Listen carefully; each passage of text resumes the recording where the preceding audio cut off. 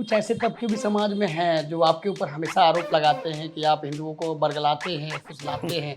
मैं समाज को भड़काता हूँ।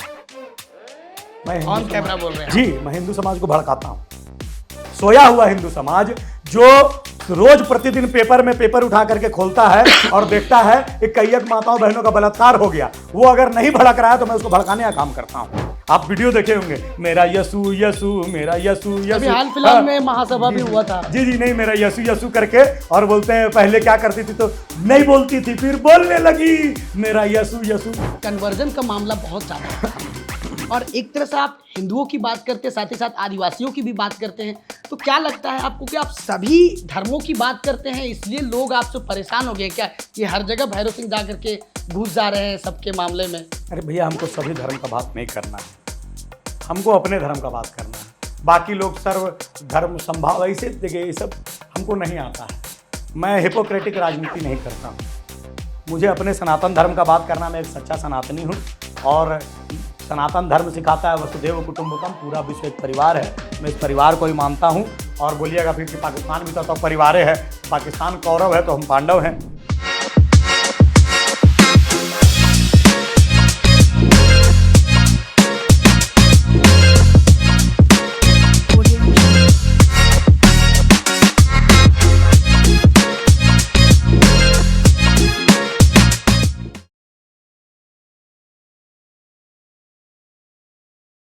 मेरा नाम है विकास कुमार और जोहार डायरीज के आज नए हमारे खास प्रोग्राम में हम स्वागत करते हैं हिंदू हृदय सम्राट कहे जाने वाले भैरव सिंह जी का।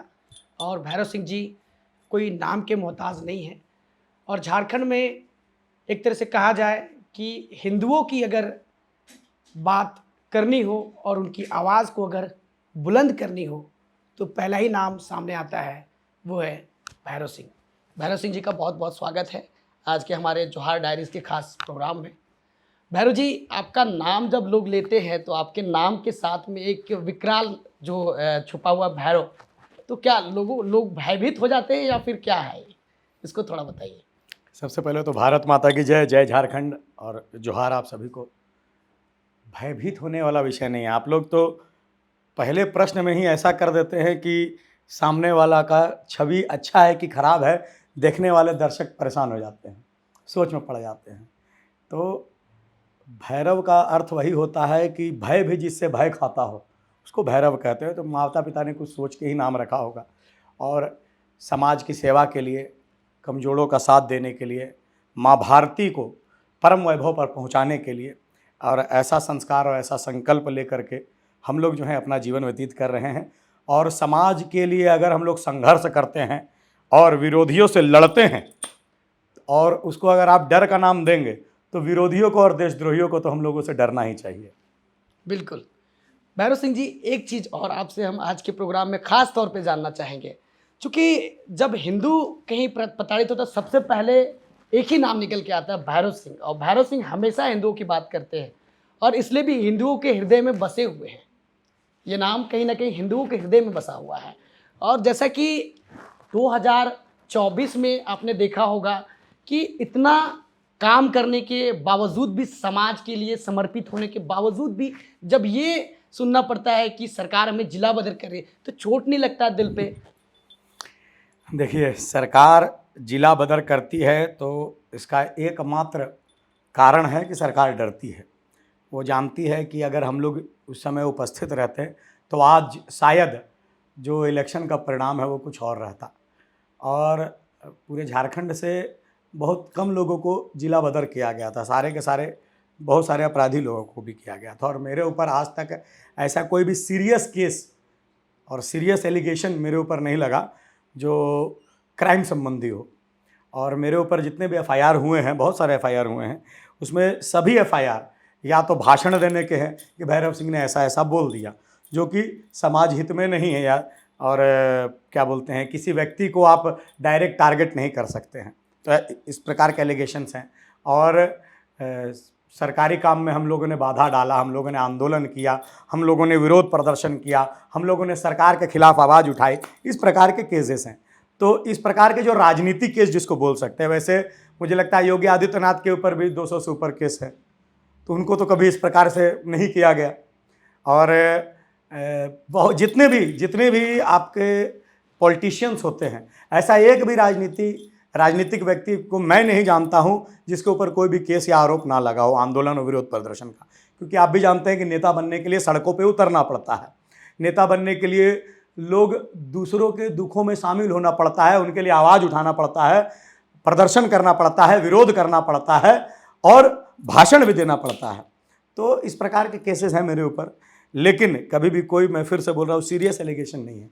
सरकार डर गई थी, सरकार जानती थी, और यह सच भी है कि अगर हम लोग चुनाव के समय पूरा समय हम लोग झारखंड में रहते तो मेरे ख्याल से चुनाव का परिणाम कुछ और रहता, क्योंकि हम लोगों ने हिंदुओं को जगाने का काम किया है। और इलेक्शन से पहले बहुत सारे ऐसे विषय आते हैं जो लोगों को गुमराह करने का काम करते हैं, झूठ बोलने का काम राजनीतिक पार्टियां करती है, और हम लोग झूठ का मुकाबला सच से करते हैं। झूठ का मुकाबला आप लोग वाकई सच से करते हैं। और यही वजह भी है कि 2021 में एक इंसिडेंट हुआ था कि मुख्यमंत्री हेमंत सोरेन के काफिले पर हमला करने का आरोप आपके ऊपर लगाया जाता है। कितनी सच्चाई है इसमें, क्योंकि दर्शक जानना चाहते हैं। देखिए, मैं फिर से बोल रहा हूं कि आंदोलन करना हम लोगों के स्वभाव में है। जहां गलत देखेंगे, और संविधान इसका जो है हमें अधिकार देता है कि आप अपने विषय को उठा सकते हैं, तो संविधान का सम्मान करते हुए, कानून को सम्मान करते हुए और अपना अधिकार मांगे हम लोग रोड में उतरे थे। ये मैं ऑन कैमरा स्वीकार किया हूँ, आपके सामने भी कर रहा हूँ।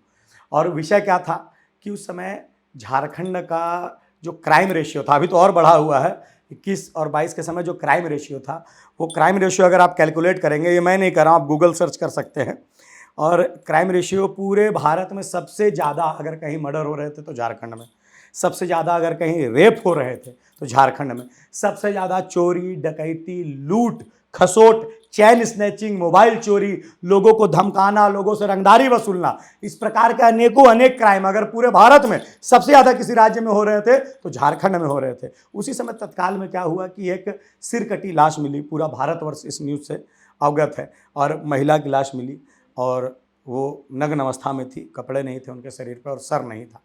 तो कोई भी महिला हो, हमारा सनातन धर्म सिखाता है कि कोई भी महिला हो, किसी भी जाति धर्म की, हमारे लिए माता बहन के समान है। तो उस बहन की आवाज़ बन करके, उस बहन का आवाज़ बन करके हम लोग रोड में उतरे थे।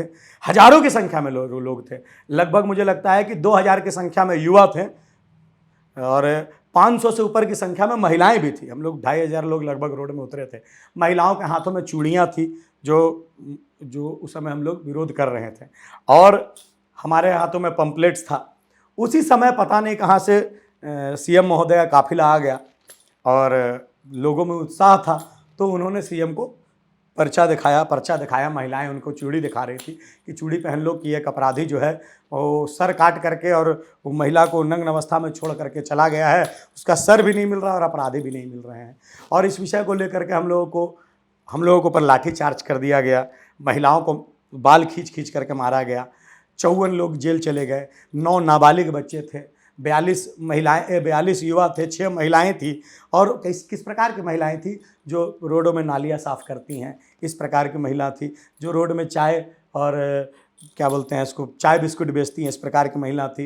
एक रोशनी खलखोजी भी थी, जो कि झारखंड के जानी मानी नेता हैं, आदिवासी लीडर हैं, और पूनम सिंह जी भी थे। ऐसी महिलाएं, एक दो जो थोड़े परिवार में समृद्ध रूप से है, बाकी सभी गरीब महिलाएं ऐसे। और 9 नाबालिग बच्चों को जेल भेज दिया गया, 42 युवाओं को जेल भेज दिया गया। तो आप सोचिए कि वो इस प्रकार भी तो कर सकते थे माननीय मुख्यमंत्री जी उस समय, कि नहीं ठीक है, इन लोगों का आवाज़ जो इन लोग उठा रहे हैं कि एक क्राइम रेशियो कम होना चाहिए, उस महिला के जो हत्यारा है उसको सज़ा मिलनी चाहिए। तो इस प्रकार हम लोगों को बात को समर्थन करके लोगों को माफ़ भी कर सकते थे, लेकिन उन्होंने ऐसा नहीं किया और हम लोगों को जेल जाना पड़ा। तो और दूसरे दिन न्यूज़ में छपा कि सीएम के काफिले पे हमला। आप जा करके केस डायरी देख लीजिए, चार्जशीट आ गया है, चार्जशीट आप देख लीजिए। केस डायरी और चार्जशीट दोनों में यही लिखा हुआ था कि इन लोग आंदोलन कर रहे थे, विरोध प्रदर्शन कर रहे थे, कहीं पर भी हमला का जिक्र नहीं है। ये मेरे व्यक्तिगत छवि को खराब करने का जो है वो आप ही के कुछ सहयोगी और सहपाठियों का जो है वो डिसीजन था। जी बिल्कुल, लेकिन जब आप जेल गए थे उस समय सबसे पहला बेल आप ही का हुआ था, और ये ऐसा सूत्र बताते हैं कि आपने खुद बाहर नहीं निकल करके आपने उन लोगों को बाहर भेजा जो लोग कहीं ना कहीं उस आंदोलन में शामिल थे, और आप खुद बाहर नहीं आकर के उन लोगों को आपने बाहर निकालने का काम किया।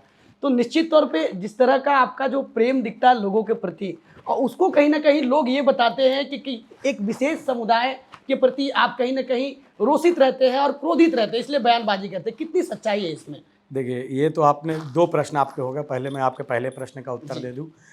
जितने भी लोग हमारे साथ जेल गए थे, प्रत्येक के घर में मेरी माँ स्वयं गई। जी।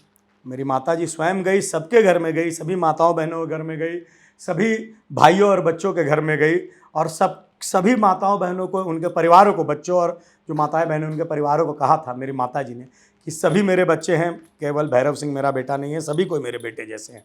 और मैंने अपने बेटे को भी कहा, और मैं स्वयं भी कह रही हूँ कि जब तक प्रत्येक व्यक्ति जो भैरव के साथ जेल गया है सभी बाहर नहीं आते हैं, तब तक भैरव सिंह अपना बेल नहीं कराएगा। और मैंने भी ये संकल्प लिया था। और जब सभी 2-2.5 महीने में सभी कोई बाहर आ गए, कोरोना का सेकंड फेज शुरू हो गया था, इसलिए मुझे लगभग 9 महीने तक रहना पड़ा, और अंततः मुझे ये बेल मिला, क्योंकि सरकार भी जानती थी कि, और कानून से कोई ऊपर नहीं है। जज साहब को ऐसा लगा कि नहीं, इसको फंसाया जा रहा है, झूठा केस है, झूठे धाराएँ लगाए गए इसके ऊपर, इसलिए मुझे बेल मिला। और दूसरा कि आपने कहा कि एक पक्ष को लेकर के आप हमेशा क्रोधित रहते हैं और उनके बारे में बोलते हैं, ऐसा नहीं है। कोई एक विशेष धर्म या समुदाय के बारे में भैरव सिंह नहीं बात करता है। भैरव सिंह बात करता है उस मानसिकता के विरोध में जो इंडिया में रह करके पाकिस्तान जिंदाबाद के नारे लगाते हैं। भैरव सिंह बात करता है उन गद्दारों और उन क्रिमिनलों के विरोध में जो हमारी माताओं बहनों का जो है शारीरिक शोषण करते हैं और अपने आप को गर्वान्वित महसूस करते हैं, महिलाओं और माताओं बहनों का अपमान करके। भैरव सिंह विरोध में उन नेताओं के जो संकल्प लेते हैं संविधान का और भ्रष्टाचार करते हैं। भैरव सिंह विरोधी है उन आतंकवादी इस्लामिक जिहादियों का, मैं फिर से कह रहा हूँ, उन आतंकवादी इस्लामिक जिहादियों का जो भारत में रहते हैं, भारत का गुणगान करते हैं, लेकिन पाकिस्तान का जिंदाबाद का नारा लगाते हैं और हम लोगों को भगवा आतंकवादी कहते हैं। आप सोचिए कि मैं इस्लामिक जिहाद बोल रहा हूं तो इसको लेकर के 1000 प्रश्न आ जाएगा आप ही के कमेंट में। इस पॉडकास्ट के अंतिम में जब आप लोग पोस्ट करेंगे तो उसमें कमेंट आएगा 1000 भगवा आतंकवाद, भगवा आतंकवाद, और मैं इस्लामिक आतंकवाद बोल रहा हूं तो मैं विरोधी हो गया, और मैं जो है आप जैसे बोले कि मैं क्रोधित विचारधारा वाला हो गया। ऐसा नहीं है। जो इस देश का नहीं है वो मेरा नहीं है। जो वंदे मातरम नहीं बोलेगा मैं उसका विरोध करूंगा।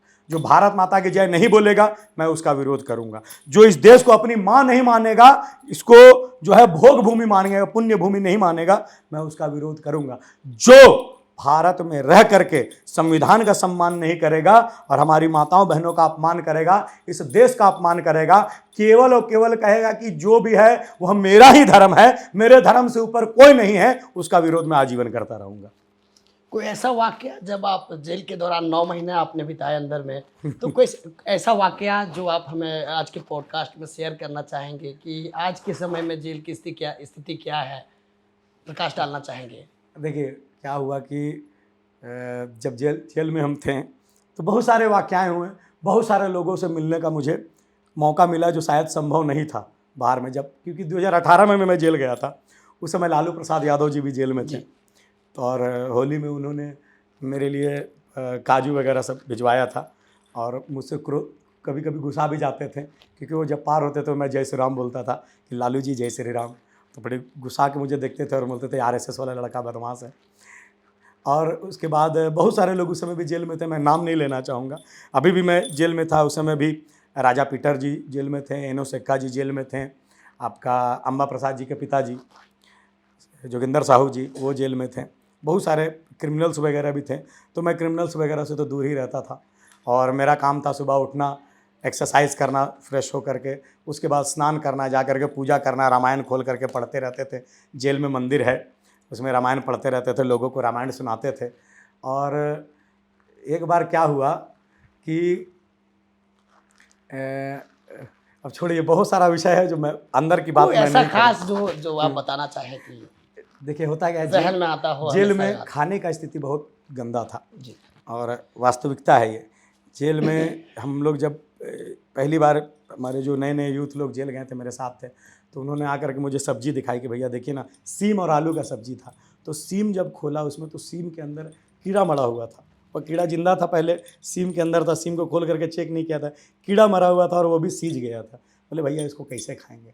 और सब्जी जो रहता था वो आप समझिए कि सब्जी कैसा बनता है जेल में, कि आप 1 किलो आलू लीजिए, 1 किलो टमाटर लीजिए, 1 किलो बैगन लीजिए, उसको अच्छा से बना दीजिए, बैगन और आलू की सब्जी हो गई, एकदम स्वादिष्ट सब्जी बनाइए 1 किलो का, और फिर उसमें 15 किलो पानी डाल दीजिए, 15 लीटर पानी डाल दीजिए। तो मतलब ऐसा है कि सब्जी ऐसी रहती थी, खा भी सकते हैं और सब्जी के झोर से हाथ भी धो सकते हैं।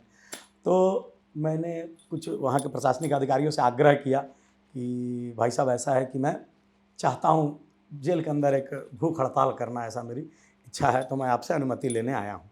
तो नहीं क्या ज़रूरत है इस सबका भूख हड़ताल का, पागल हो तुम यार, क्या करना चाहते हो उसको बोलो। बोले भैया सब्जी मिलता है, अरे कम से कम इंसान को आप भोजन करा रहे हैं, ठीक है। अभी जो क्रिमिनल सिद्ध हो गया वो अलग विषय है। दो तरह के कैदी रहते हैं जेल में। एक रहता है ट्रायल बेसिस पे, जैसे हम लोग हैं, और जिनके ऊपर केस चलते रहता है। दूसरा होता है कि जिनको सज़ा हो गई है, जिनको संविधान और कानून ने सजावार घोषित कर दिया गया है। लेकिन हम लोग जो ट्रायल बेसिस पे है, हम लोग पे तो अभी सज़ा सिद्ध नहीं हुआ है कि हम लोगों ने गुनाह किया है। तो ऐसे लोगों को कम से कम भोजन तो अच्छा दीजिए। सरकार पैसा देती है एक कैदी पे प्रतिदिन, मुझे लगता है, मुझे एग्जैक्ट अमाउंट नहीं याद है, लेकिन 3 टाइम का भोजन के लिए अच्छा अमाउंट देती है सरकार। तो उनसे मैंने आग्रह किया कम से कम मसाला और नमक बढ़ा दीजिए, जोर कम कर दीजिए। तो जेल प्रशासन ने त्वरित कार्रवाई करते हुए इसको भोजन को अच्छा व्यवस्था जो है बनाया, और सभी कैदी खुश भी थे। बहुत सारे कैदी ने मुझे धन्यवाद दिया कि भैरव जी बहुत दिन बाद हम लोग अच्छा सब्जी खाए हैं आपके कारण से। जेल में जाने के बाद भी मतलब आपने आंदोलन किया और वहाँ भी कहीं ना कहीं उनको हक दिलवाया। जी देखिए, आंदोलन करना नहीं पड़ा, मैं झूठ नहीं बोलूँगा, जी। मैंने आग्रह किया था, और मेरे आग्रह को अगर वो नहीं मानते तो मैं ज़रूर करता, लेकिन मैंने आग्रह किया था कि इस प्रकार की व्यवस्था की जाए, और जेल प्रशासन ने किया, और बहुत सारे कैदियों ने मुझे धन्यवाद भी दिया कि आपके कारण वर्षों बाद जो है अच्छा भोजन हम लोग किए। आप ही के फैमिली से आपके रिलेटिव हैं, उन्होंने जेल के अंदर में एक मंदिर की स्थापना भी कराई है और वहाँ जो कैदी है वो पूजा भी करते हैं। जी, पुराना जो जेल था उसमें भी मेरे मामा श्री राम सिंह जी, मामा मतलब डबल माँ होता है, तो मैं फिर से कह रहा हूँ कि मैं अपने माता पिताजी के साथ नहीं पला बड़ा हूँ, मैं अपने मामा जी के ही घर में पला बड़ा हूँ, और यही मेरा जन्मभूमि है रांची, और यहीं पर मैं पला बड़ा हूँ। तो मामा जी का ही संस्कार है, वो भी धर्म के प्रति समर्पित रहते हैं, और उन्होंने पुराना जो जेल था, बिरसा मुंडा केंद्रीय कारागार पुराना, जो कि लाइन तालाब में मेन रोड में स्थित है, वहाँ पर भी बजरंगबली का मंदिर बनाया था, और इस जेल में भी मंदिर बनाया है। और रोज़ वो, हमको लगता है 4,500 कैदी हैं, तो लगभग 2,000 कैदी प्रतिदिन पूजा करते हैं उस मंदिर में। मैं भी उसी मंदिर में बैठ करके रामायण सुनाता था लोगों को। आज के पॉडकास्ट में कुछ ऐसा बताना चाहेंगे जो लोग नहीं जानते हैं, क्योंकि आप देखते होंगे कि झारखंड में हिंदुओं की स्थिति क्या है। आप देख लीजिए, आप पूर्वी सिंहभूम में चले जाएं तो वहाँ पर स्थिति बद से बदतर होती जा रही है, और मोदी जी ने इतना बड़ा एक्शन लिया है। ये एक्शन क्या लगता है आपको कि पहले ही मोदी जी को ले लेना चाहिए था? इतने सारे अटैक्स हुए। देखिए, क्रिया का प्रतिक्रिया होता है। मोदी जी के पहले भी प्रधानमंत्री बहुत सारे हुए। मुझे याद है लाल बहादुर शास्त्री जी का समय, मतलब मैंने तो अपनी आंखों से नहीं देखा, जितने मेरे दादा और नाना जी ने मुझे बताया था कि जिस उस समय जब युद्ध हुआ था और पाकिस्तान को मुंह की खानी पड़ी थी, और भारत लाहौर तक घुस गया था, और 93,000 सैनिक जो है भारत के सैनिकों के कब्जे में थे, और फिर समझौता हुआ।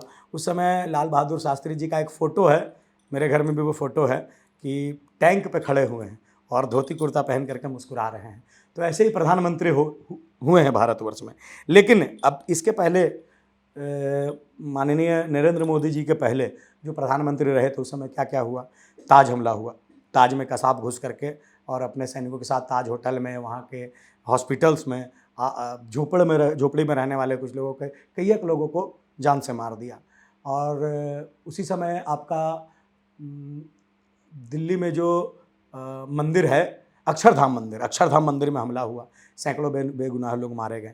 लेकिन उस समय हम लोग क्या करते थे कि मैं कड़ी शब्दों में इसकी निंदा करता हूँ, हम लोग मोमबत्ती लेके निकलते थे और अपना आक्रोश व्यक्त कर देते थे। अब मोमबत्ती नहीं जलेगी, अब मिसाइलें जलाने का समय आ गया है। तो मुझे गर्व है हमारे देश के यशस्वी प्रधानमंत्री पे। मैं फिर आपको बोल रहा हूँ, मैं बीजेपी का कैडर नहीं हूँ, मैं कोई पार्टी से बिलोंग नहीं करता हूँ। मैं एक स्वतंत्र हिंदुस्तानी हूँ, स्वतंत्र सेनानी हूँ, स्वतंत्र सनातनी हूँ। तो लेकिन मेरे यशस्वी प्रधानमंत्री जी ने जो कदम उठाया, मैं सलाम करता हूं उनको, नमन करता हूं, प्रणाम करता हूं कि उन्होंने सेना को इस प्रकार की छूट दी। पहले भी युद्ध होते थे, पहले अगर पाकिस्तान आपके ऊपर 200 गोली चला दिया तो आपके सेना का प्रमुख दिल्ली हेडक्वार्टर फ़ोन करते थे, सर उधर से गोलियां चल रही हैं, तोपे भी चल गए हैं, हमारे बहुत सारे सैनिक मर गए हैं, तो हम जवाबी कार्रवाई करें कि नहीं करें।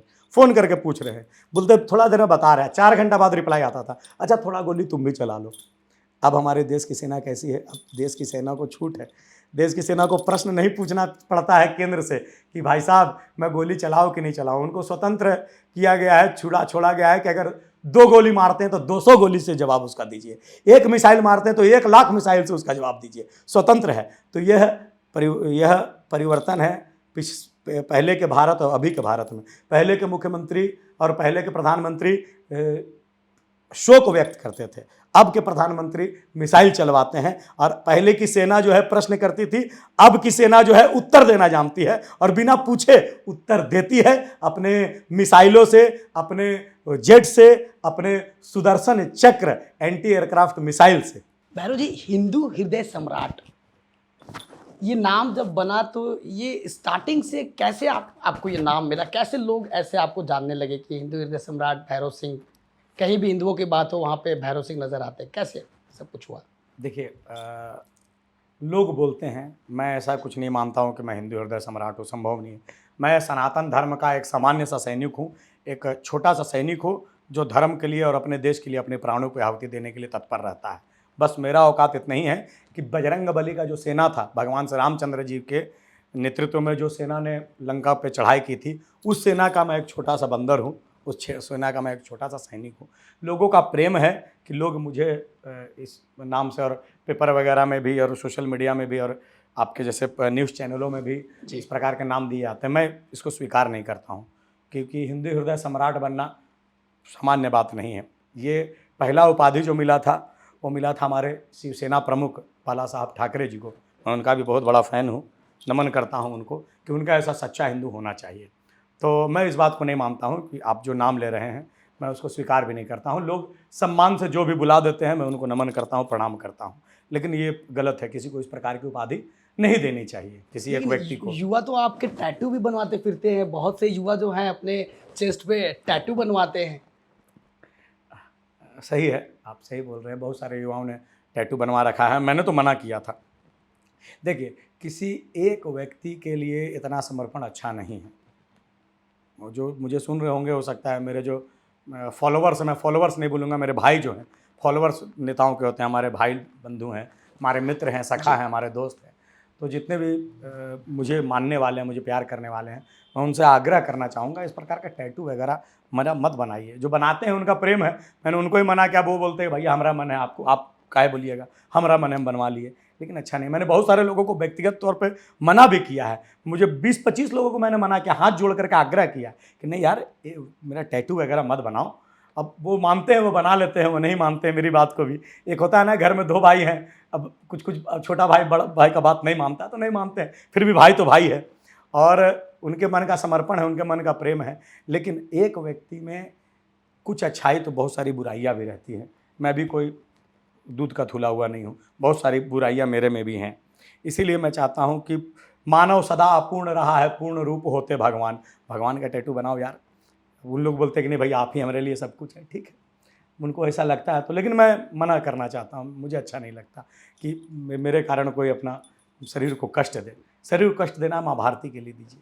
बिल्कुल, लेकिन कभी महत्वाकांक्षा नहीं होती कि कभी चुनाव लड़ें, और कभी मौका मिला तो क्या भैरव सिंह चुनाव लड़ेंगे? पिछला बार भी लड़ सकते थे, 19 में भी लड़ सकते थे, 24 में तो आपका नाम भी लोग सजेस्ट कर रहे थे और पोस्टर भी बन रहे थे, ग्रुप्स में शेयर भी हो रहे थे कि भैरव सिंह को टिकट मिल रहा है, लोग एक्साइटेड थे। कितनी सच्चाई है इसमें? सबकी अपनी महत्वाकांक्षाएं होती हैं। भविष्य में हम क्या करेंगे तो कोई नहीं जानता, मैं भी नहीं जानता। लेकिन अगर झारखंड की सुरक्षा के लिए, झारखंड को सुदृढ़ बनाने के लिए, झारखंड के आदिवासियों की सेवा के लिए, झारखंड के में बाहर से आए हुए लोगों जो यहाँ पर उम्मीद लेकर के आए हैं काम करने के लिए, मैं सबके साथ खड़ा हूँ।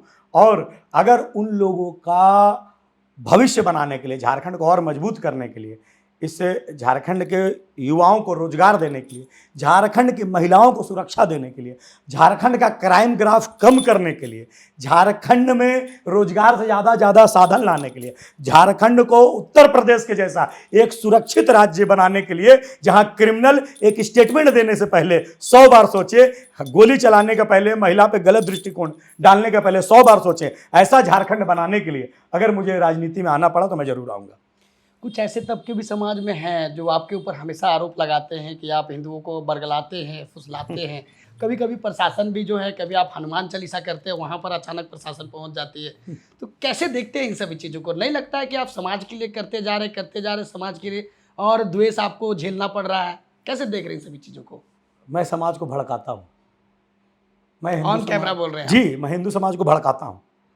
सोया हुआ हिंदू समाज जो रोज प्रतिदिन पेपर उठा करके खोलता है और देखता है कि कईयक माताओं बहनों का बलात्कार हो गया, वो अगर नहीं भड़क रहा है तो मैं उसको भड़काने का काम करता हूं। उसको भड़कना चाहिए, उसमें गुस्सा आना चाहिए। मैं हिंदू समाज को गुस्सा दिलाने का काम करता हूं। नपुंसक हिंदू समाज हमको नहीं चाहिए कि आपके पेपर आप पढ़ रहे हैं, रोज हजारों महिलाओं का बलात्कार हो रहा है, रोज आपको कितने लोगों का हत्या हो जा रहा है, रोज किसी ना किसी का घर धर्म मजहब के नाम पे जला दिया जा रहा है, कभी बंगाल में, कभी झारखंड में, कभी पाकुड़ में और कभी गोड्डा में आपको बांग्लादेशी भारत में घुस जा रहे हैं। हमारे हिंदू लोगों का, हमारे सनातनी लोगों का रोजगार छीन रहे हैं। हमारे जो आदिवासी समाज के लोग दूर से सिल्ली और डुमका, गोड्डा, पाकुड़ से, झारखंड में के और अन्य क्षेत्रों से, ग्रामीण क्षेत्रों से शहरी क्षेत्र में जाते हैं काम करने के लिए, मजदूरी करते हैं। महिलाएं जो है सीमेंट बालू और ईटा पत्थर ढोने का काम करती है। दिहाड़ी कितना मिलता है? 400, 450, 500। दिन भर मेहनत कर रहे हैं। उनका रोजगार कौन ले रहे हैं? तो बांग्लादेशी लोग आकर के 200 में काम कर रहे हैं। अपने देश में खाने का उनका खाना है नहीं, औकात नहीं अपना पेट भरने का, वो आकर के रोजगार ले रहे हैं यहाँ के आदिवासियों का, यहाँ के गरीबों का, झारखंड के सनातनियों का अधिकार छीन रहे हैं। तो उन लोग इतना जान करके भी हिंदू समाज रोज पेपर पढ़ के, रोज न्यूज में देख करके भी अगर नहीं भड़क रहा है तो सोए हुए नपुंसक हिंदू समाज को मैं भड़का रहा हूं, मैं जगा रहा हूं, आजीवन भड़काता रहूंगा। जब तक नहीं जागोगे, जब तक नहीं भड़कोगे, तब तक आवाज नहीं उठा पाओगे। आज तुम आराम से घर में बैठ करके टीवी देख रहे हो, आने वाले समय में उसी टीवी में तुम्हारे भी परिवार का और जो है न्यूज चलेगा कि इनके परिवार को, जैसे मुर्शिदाबाद में, बंगाल में घर से निकाल करके मारा गया, घर से निकाल के महिलाओं का बलात्कार किया गया, चिन्हित करके वहां के हिंदू के दुकानों को, घरों को जलाया गया, चिन्हित करके हिंदुओं को के गाड़ियों को जलाया गया रोड में, वैसे ही कल आपका भी न्यूज रहेगा। ऐसे हिंदुओं को भड़काने का काम मैं करता हूं और मैं आजीवन करता रहूंगा यह काम। मुझे गर्व है कि आप अगर बोलते हैं कि मैं भड़काने का काम करता हूं, मैं भड़काता हूं और भड़काऊंगा, जीवन भर भड़काऊंगा। सोए हुए हिंदू समाज जो है वो नपुंसक होते जा रहा है। मैं उसको छत्रपति शिवाजी का कहानी सुनाना चाहता हूं, महाराणा प्रताप का कहानी बताना चाहता हूं और भगवान श्री रामचंद्र जी का कहानी बताना चाहता हूं, किस प्रकार सोए हुए समाज को जगा करके और वानरों का, यानी वन में रहने वाले नरों का संगठन करके और दुनिया के सबसे शक्तिशाली राक्षस को भी हराया जा सकता है। यह बात बताने के लिए मैं भड़काता हूं हिंदू समाज को। कन्वर्जन का मामला बहुत ज़्यादा होता है और एक तरह से आप हिंदुओं की बात करते हैं, साथ ही साथ आदिवासियों की भी बात करते हैं। तो क्या लगता है आपको कि आप सभी धर्मों की बात करते हैं, इसलिए लोग आपसे परेशान हो गए क्या कि हर जगह भैरव सिंह जा करके घुस जा रहे हैं सबके मामले में? अरे भैया, हमको सभी धर्म का बात नहीं करना है, हमको अपने धर्म का बात करना है। बाकी लोग सर्व धर्म संभाव, ऐसे देखिए, ये सब हमको नहीं आता है। मैं हिपोक्रेटिक राजनीति नहीं करता हूँ। मुझे अपने सनातन धर्म का बात करना, मैं एक सच्चा सनातनी हूँ और सनातन धर्म सिखाता है वसुधैव कुटुंबकम, पूरा विश्व एक परिवार है। मैं इस परिवार को ही मानता हूँ। और बोलिएगा फिर कि पाकिस्तान भी तो परिवार है, तो पाकिस्तान कौरव है तो हम पांडव हैं। तो भाई भाई से लड़ा है एक नारी के सम्मान के लिए और अपने अधिकार के लिए। आप सोचिए कि दो तरह के राजा होते हैं। अगर कौरव जीतता तो इस प्रकार के राजा गद्दी पर बैठते जो महिलाओं का चीर हरण करते हैं, इस प्रकार के राजा गद्दी पर बैठते जो भाई को भाई का अधिकार नहीं देते हैं। तो इसलिए कौरव और पांडवों का युद्ध हुआ। तो भाई तो हैं मेरे, लेकिन अगर वो कौरव है तो हम लोग पांडव हैं, हम धर्म के साथ हैं, धर्म युद्ध में अपने भाइयों से भी लड़ने के लिए तैयार हैं। और मेरा भैया उतना बड़ा सोच वाला आदमी हम नहीं हैं। हमको सर्वधर्म, सबका सम्मान है, विश्वास हमको नहीं। मैं अपने सनातन धर्म में हूँ, मुझे अपने सनातन धर्म पर विश्वास है। और जो भी प्रकृति को पूजा करता है वो मेरा भाई है। जो भारत माता की जय बोलता है, जो सरना माता की मिट्टी को सर पे लगाता है, वो मेरा भाई है। हम लोग देखिए, हम लोग सब एक भाई है। हम लोगों को तोड़ करके अलग करने का प्रयास किया जा रहा है। अब बोलते हैं आदिवासी, तो मैं आदिवासी नहीं हूँ क्या? मैं भी तो आदिकाल से, मेरे पूर्वज भी यही रह रहे हैं। आदिकाल से बोला जाए तो मतलब लगभग 11-12 पीढ़ी तो रांची टाउन में बीत गया हम लोगों का। इसके कई एक वर्ष पहले से हम लोग रह रहे हैं। तो आदिकाल से जो रह रहे हैं वो भी प्रकृति पूजक है, हम भी प्रकृति पूजक हैं। वो भी सरना माता के मट्टी को तिलक लगाते हैं, मैं भी उसी मट्टी को सर पे लगा करके तिलक, और जय श्री राम, भारत माता की जय, जय झारखंड, जय सरना, जय चाला, जय सिंहबोंगा मैं भी बोलता हूँ। तो वो सभी हमारे भाई हैं। वो आपके चैनल के माध्यम से जितने हमको देख रहे हैं वो जान रहे हैं कौन मेरे भाई है और कौन मेरे भाई नहीं है। जहाँ तक धर्मांतरण का विषय है, धर्मांतरण एक जख्म है। 2 तरह का धर्मांतरण हो रहा है भारतवर्ष में, खास करके अगर झारखंड की केवल बात करें तो। एक तो हमारे सीधे साधे भोले भाले आदिवासी भाई बहनों को चंद पैसों का लालच दे करके, आप वीडियो देखे होंगे, मेरा यसु यसु, मेरा यसु अभी यसु, हाल फिलहाल में महासभा भी हुआ था। जी जी, नहीं, मेरा यसु यसु करके, और बोलते हैं पहले क्या करती थी तो नहीं बोलती थी, फिर बोलने लगी मेरा यसु यसु। और वही बच्चा का दोबारा वीडियो आया कि मुझे बोलने लगी, ये बोलने के लिए 3 किलो चीनी और 10 किलो आटा दिया गया था। आप सोचिए किस प्रकार का भ्रम जाल फैलाते हैं। यसु यसु वाला बहुत ज़्यादा फेमस हुआ है रील, समझिए किस प्रकार का भ्रम जाल फैलाते हैं, सब कोई जान रहा है। तो इस प्रकार की क्या करते हैं कि एक आदिवासी बच्चा है, वो बहुत दिन से बीमार है, उनको डॉक्टर पास दिखाने का पैसा नहीं है। वो आएंगे कुछ पादरी लोग और बोलेंगे ये जीसस क्राइस्ट का प्रसाद है, और प्रसाद क्या रहेगा, वो पैरासीटामोल रहेगा, और उसको ऐसे विभूति ऐसा रगड़ करके और बच्चे के मुंह में डालेंगे, पानी पिला देंगे, बोले यीशु मसीह का प्रसाद है, पैरासीटामोल खाएगा बच्चा, बुखार उतर जाएगा। अब बोलते कौन ठीक किया, तो यीशु मसीह ठीक किए, ऐसे बरगला करके। दूसरा लालच दे करके, अरे भैया आप बोलते हैं कि आपके भगवान सब कुछ ठीक कर देंगे, तो आपके पॉप को ऑपरेशन कराने के लिए विदेश काहे जाना पड़ता है, घुटना का ऑपरेशन करने के लिए। आपका एक पादरी रेप केस में जेल चल जाता है, आजीवन कारावास हो जाता है। तो जो आपका भगवान का बंदा है, आपके ईश्वर का बंदा है, वो इस प्रकार का गलत काम काहे कर रहा है, ये प्रश्न आपने पूछा। तो समाज के लोगों को बरगला करके, लालच दे करके, बच्चों को पेन पेंसिल, इनको आटा चीनी चावल, इतना समृद्धशाली राज्य झारखंड होने के बाद भी, झारखंड का मुखिया आदिवासी होने के बाद भी, यहाँ के आदिवासी और मूलवासी लोग अगर अपना धर्म परिवर्तन कर रहे हैं कुछ चावल चीनी और पैसों की लालच में, तो ये झारखंड के राज के नेताओं के मुंह पे कालिक है कि उनके रहते हुए भी उनके अपने समाज के लोगों को ऐसा करना पड़ रहा है। दूसरा, एक तो धर्मांतरण हो रहा है कि आदिवासी समाज के लोग को बरगला करके ईसाई बनाया जा रहा है। दूसरा धर्मांतरण हो रहा है हिंदू महिलाओं को प्यार के जाल में फंसा करके लव जिहाद के माध्यम से, और जो है इस्लाम अपनाया जा रहा है। आदिवासी महिलाओं को भी क्या किया जाता है कि एक इस्लामिक जिहादी मानसिकता वाला मुस्लिम है, वो एक आदिवासी महिला से शादी कर लिया, उसका नाम नहीं बदला, उसके नाम पे, क्योंकि उस पर जो है SC ST जो एक्ट आता है, और जो ज़मीन जो है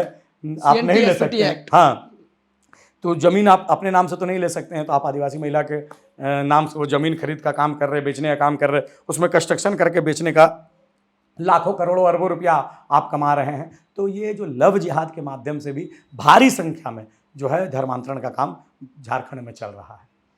यही सारी वजह रहती है कि भैरव सिंह के ऊपर में केसेस हो जाते हैं। अब भैया केस तो अब हम कौन चाहता है, सरकार नहीं चाहती कि आप ये करें। कौन चाहता, हम चाहते हैं क्या कि मेरे ऊपर कोई FIR कर दे, लेकिन समाज के लिए लड़ना पड़ता है। लड़ने के लिए हम लोग उतारू रहते हैं, समाज को जगाने के लिए। मैं खुद, आप बोल रहे हैं कि भड़काने का काम करते हैं, तो मैं समाज को जागरूक करने के लिए, उसके अंतर में सोए हुए उसके अंतर आत्मा को जगाने के लिए आंदोलन करता हूं, विरोध प्रदर्शन करता हूं, कार्यक्रम करता हूं, रोड जाम करके हनुमान चालीसा पढ़ता हूं। वो अपना धर्म का अपना क्या बोलते हैं पूजा पाठ रोड जाम करके कर सकते हैं, हम नहीं कर सकते क्या? हमने तो विरोध में करना शुरू किया। पेपर का कटिंग आपको मैं दिखा दूंगा कि बोले थे कि नहीं, हनुमान चालीसा जब हम लोगों ने शुरू किया था भारी मात्रा में, और लगभग 12-13 सालों से मैं हनुमान चालीसा रोड में कर रहा हूं, लेकिन अभी कुछ 5-6 वर्षों से ज़्यादा संख्या में, हजारों हजार की संख्या लोग रोड में उतर के जब हनुमान चालीसा करने लगे, मुझसे पूछा गया चैनल के माध्यम से, तो मैंने कहा कि ये क्रिया के बदले में प्रतिक्रिया हम लोग कर रहे हैं। वो जब रोड में बैठ करके अपना पूजा पाठ बंद कर देंगे, हम भी बंद कर देंगे, नहीं तो जब तक वो करते रहेंगे हम भी करते रहेंगे। किसी का बाप का हिंदुस्तान थोड़ी है। बहुत बहुत धन्यवाद आपका कि आज के हमारे खास प्रोग्राम में आप शामिल होने पहुंचे। हमारा खास कार्यक्रम जोहार डायरीज नए कार्यक्रम में हमारे जो है आज के खास कार्यक्रम में भैरव सिंह जी थे, और जिन्होंने जो है राज्य में कन्वर्जन के ऊपर में और खुद अपने बारे में बहुत सारी चीज़ें जो है दर्शकों के साथ में साझा की है। आपको ये पॉडकास्ट पसंद आए तो हमें लाइक शेयर कमेंट ज़रूर करें और अपनी प्रतिक्रिया इस वीडियो के नीचे ज़रूर दें। मिलते हैं एक नए पॉडकास्ट में, तब तक के लिए जोहार।